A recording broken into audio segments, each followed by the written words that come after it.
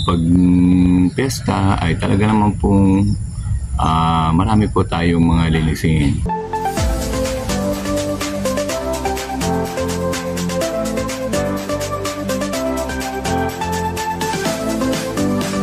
Hello po, magandang buhay po sa inyong lahat. Dito na naman po ako sa aking paboritong pwesto. Ito po yung aking pong upuang bato. Nag-ready po ako ngayong araw na ito dahil marami po akong gagawin. Malapit na po ang Pasko. Pagkatapos po ng Pasko dito ay piyesta naman po. Kaya naman pong marami po tayong mga linisin. Natural na po sa atin yung mga Pilipino na pagdadating po yung ating piyesta sa ating lugar ay talaga po namang lalo po tayong nasipag. Gusto po natin na maglinis. Marami po tayong ginagawa. Kasi po gusto po natin na kung may bibisita pong mga tao ay mga kaibigan natin, kamag-anak natin, kung sino-sino po ay maging maganda po sa kanilang paningin ang ating pong daratnan po nilang bahay.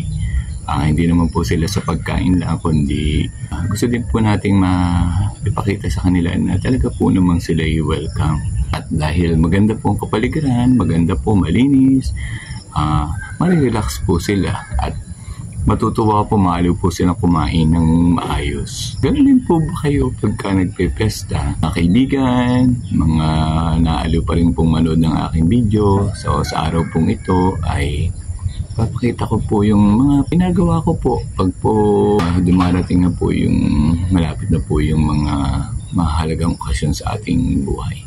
Salamat po.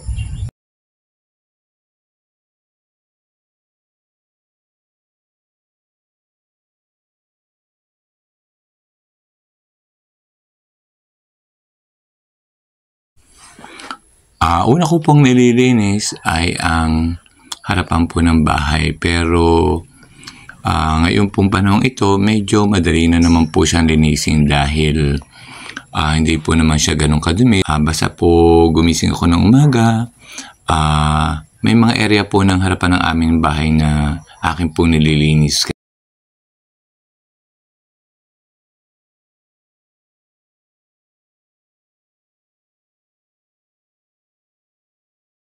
Okay na po yung harapan ng aming bahay. Dito naman po sa garden ako magwawalis.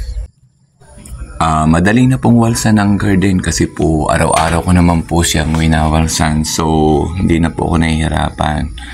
Pakaunti-kaunti na lang pong mga napatak na dahon ang aking wawalsin dahil umaga at hapon ay akin po siyang winawalsan. Pinagpupunasan ko naman po ang mga table, ang mga lamesa para po mas maganda po pagka kumain, pag nagkainan na. Mahilig din po akong magpunas-punas, magayos-ayos. Gusto ko po lagi pong presentable po ang upuan at pagkakainan po para po ma-relax naman po, maaliw naman po ang mga bisita.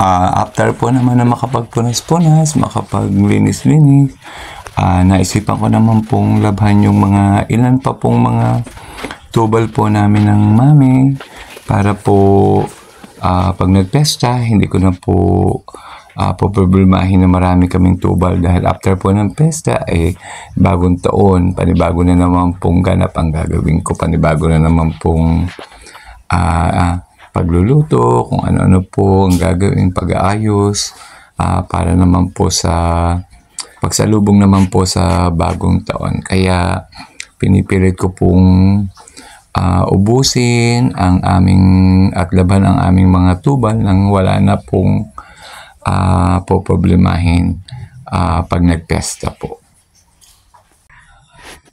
Sinampay ko na po at nang matuyo po habang hindi pa po masyadong nag-uulan. Sana matuyo agad siya nang maalis ko na po sa sampayan.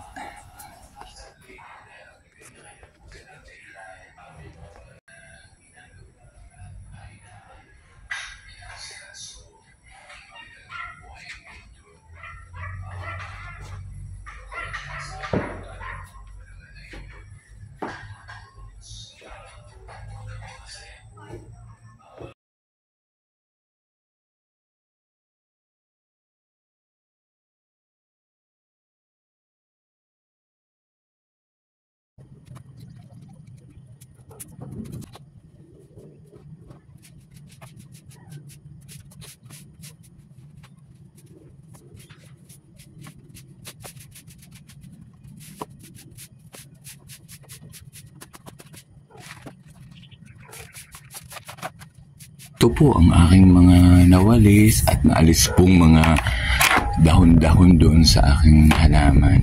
Mga patak ng dahon na tuyo para po mas malinis. Yan. Ayan po ang aking mga inalsa ng tuyong dahon. Yan. Pagawa na po. Maayos na po, malinis na po. Yan. Bukas na po ang piyesta dito, December 30. Ngayon po ay December 29. Tudulinis po ako ng bahay, kwarto po. Dadating po ang aking, special po kami bisita. From Bulacan po ang akin pong Tita Cora, kapatid po ng mami. Makakahingi ng papasko na 20 pesos at akin naman po siyang i-estimahin ng ayos. Hello, tita. Ayan. Na po siya nung aking pamangkin pong nasa Amerika na mabait po sa aming ng mami. Kami po ay laging may pinagdadalan po niya ng pang Jollibee. Yan, para po kami maaliw na dalawa ng mami. Sa kanya po nakatira ang aking kapatid na bunso sa babae.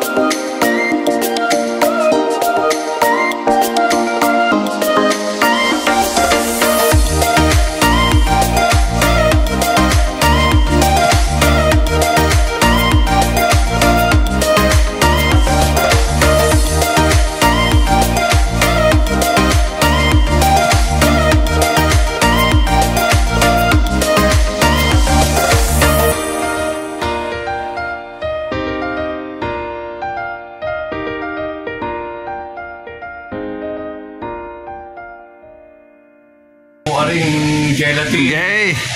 Oh, yan. Ako, Diyos ko. Ayan, oh. Expired naman lahat yan. Oo. Pinabayaan lang ng mga yan.